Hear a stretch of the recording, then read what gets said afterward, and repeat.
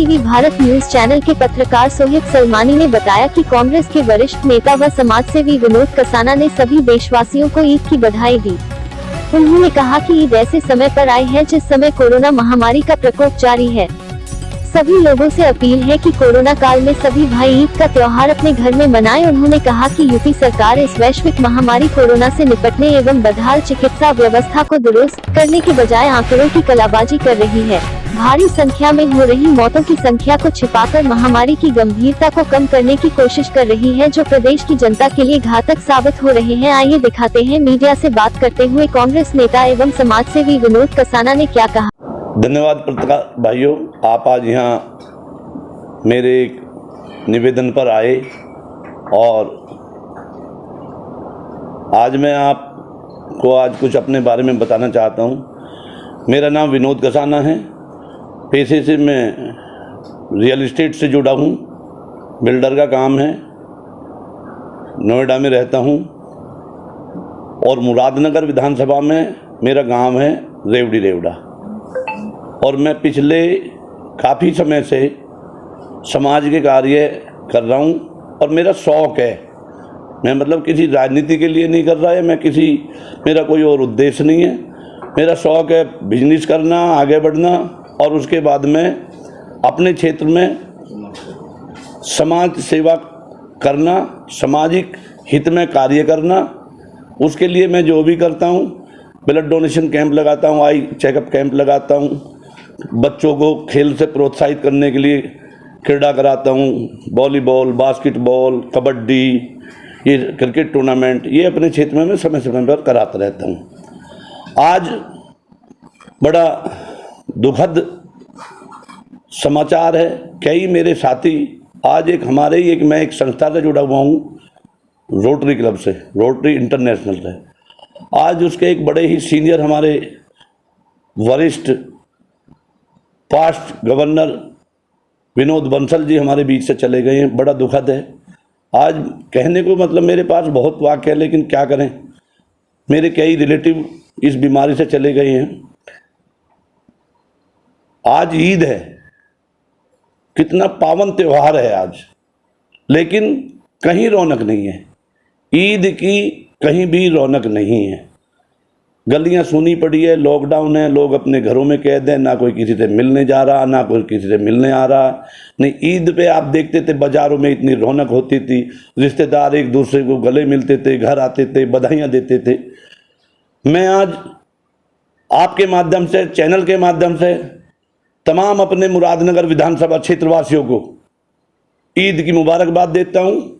हाथ जोड़ के उस अल्लाह से, उस ईश्वर से प्रार्थना करता हूं कि इस बीमारी को जल्द से जल्द खत्म करे और इस भारतीय जनता पार्टी को के सीनियर लीडरों को एक शुद्ध बुद्धि दे कि जिन्होंने ये देश गर्त में पहुंचा दिया एक चुनाव करा करके, जो कि अभी स्थिति चुनाव की नहीं थी। जब उन्हें पता था बीमारी चल रही है, बीमारी है, उनके पास वो एजेंसियां हैं, उनके पास वो डॉक्टर्स हैं जिनको पता था कि बीमारी चल रही है, बीमारी बढ़ने वाली है, फिर भी चुनाव करा करके ये देश मौत के मुंह में झोंक दिया। नहीं होता चुनाव 6 महीने बाद हो जाता, कोई ज़रूरी नहीं था चुनाव अभी हो। लेकिन क्या करें, उन्हें तो केवल सत्ता चाहिए, सत्ता में वापसी चाहिए, सत्ता उनके पास रहेगी। भगवान है, वो तो कुछ भी करा सकते हैं, गड़बड़ करा सकते हैं। आज कितनी मौतें हो चुकी हैं इस बीमारी से। मैं पुनः भगवान से, ईश्वर से, अल्लाह से, उस भोलेनाथ से ये प्रार्थना करूँगा कि इस बीमारी को जल्द से जल्द ख़त्म करे और इस देशवासियों को इन पे रहम करे। और मैं पुनः जो है अपने पूरे मुरादनगर विधानसभा और पूरे क्षेत्र और पूरे देशवासियों को ईद की शुभकामनाएं देता हूं। ईद की बहुत बहुत शुभकामनाएं और आप सब दुआ करता हूं कि अगली ईद पूरे हम जोश होश से बहुत अच्छे उम्दा तरीके से मनाएंगे। अगली ईद ईश्वर अल्लाह हमारे साथ होंगे और अगली ईद हम आप सबके बीच में बहुत अच्छी मनाएंगे। देखा गया है कि ऑक्सीजन की जो है बड़ी किल्लत रही है, लोग बहुत उससे मरे हैं ऑक्सीजन से, उसकी मगर शहर में उसकी लगातार कालाबाजारी चल रही है, उस पर आपका क्या राय है? पत्रकार भाई, ऑक्सीजन एक ऐसी चीज़ है कि जिसकी कालाबाजारी नहीं करनी चाहिए, जो जीवनदायिनी एक हमारी जीवन में सर्व है। लेकिन लोगों को फिर भी समझ नहीं आ रही है, लोग फिर भी दवाइयों की कालाबाजारी कर रहे हैं। और ये कोई और लोग नहीं है, मैं खुल के कहना चाहता हूँ, ये सब पार्टी, भाजपा पार्टी के सब नुमाइंदे हैं, क्योंकि उन्हें पता है झूठ मूठ का कहानी है, वो लगा दी, ये धारा लगा दी, वो धारा लगा दी। उन्हीं की दवाई है, उन्हीं के लोग हैं, उन्हीं को वो दवाई मिल रही है, वही लोग ब्लैक कर रहे हैं। उन पे सब पे भारतीय जनता पार्टी का हाथ है कहीं ना कहीं, किसी ना किसी रूप से, क्योंकि दवाई आ कहाँ से रही है उनको मालूम है, कौन सेलर है, कौन प्रोडक्ट वो है, डिस्ट्रीब्यूटर है, सब उनको पता है। पार्टी, भारतीय जनता पार्टी ने देश का सत्यानाश कर दिया है।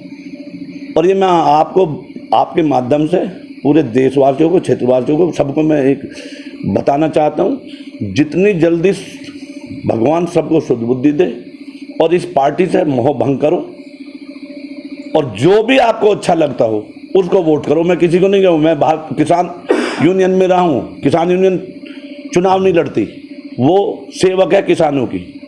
मैं एक किसान का बेटा हूँ, एक जवान का बेटा हूँ, एक शेर का बेटा हूँ। मैं राजनीति में आया हूँ समाज की सेवा करने के लिए, गलत कार्यों को, गलत लोगों को उखाड़ने के लिए, जो देश के साथ गद्दारी कर रहे हैं, भ्रष्टाचार कर रहे हैं, मैं उनको पूरी कोशिश करूँगा, चाहे इसमें मेरी जान जाए, चाहे मेरा नुकसान हो, चाहे मुझे जेल जाना पड़े, कुछ भी करना पड़े, लेकिन भ्रष्टाचारियों को मैं उखाड़ के फेंकूंगा, जो भ्रष्टाचार करेगा। आज जिंदगी और मौत की लड़ाई चल रही है और उसमें भ्रष्टाचार हो रहा है। ऑक्सीजन का सिलेंडर 40-40 हज़ार का बिक रहा, शर्म की बात है। जब मुझे ये पता चला, मैंने जानकारी करी, ग्रेटर नोएडा में ऑक्सीजन बनाने की एक फैक्ट्री है, इनॉक्स। मैंने वहाँ संपर्क किया और मैंने मैसेज दिए लोगों को, मैंने सबसे निवेदन किया, भैया ग्रेटर नोएडा आ जाओ, कहीं मत जाओ। कोई राजस्थान भाग रहा, कोई कहीं भाग रहा, कोई हरियाणा भाग रहा, सिलेंडर मारा मारी हो रही है, सिलेंडर की कालाबाजारी हो रही है। लोगों ने स्टॉक करना शुरू कर दिया बिना वजह के घरों में। जब स्टॉक करना शुरू कर दिया तो वैसे ही और सिलेंडरों की शॉर्टेज हो गई। तो सबसे निवेदन किया, सबसे व्हाट्सएप के माध्यम से, पत्रकारों के माध्यम से, सोशल मीडिया के माध्यम से हमने निवेदन किया, कहीं कोई आफत नहीं आने वाली है, ऑक्सीजन हमारे यहाँ बहुत है।